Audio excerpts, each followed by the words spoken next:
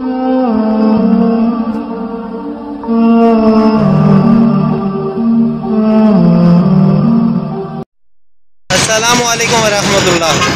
ये जनाब एक्सीडेंट हुआ है हमारा। हम तबलीगी साथियों के वो नुसरत के लिए गए होते, साल के लिए जमात चल रही थी, उन्होंने हमें माशाल्लाह दुआ दी और ऐसा ख़तरनाक एक्सीडेंट हुआ है।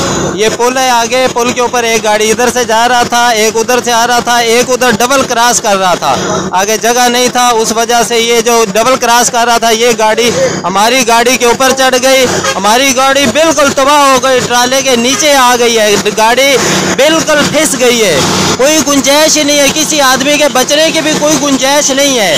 अल्लाह ताला का कितना करम एहसान हमारे ऊपर हुआ कि हम 4 आदमी हैं।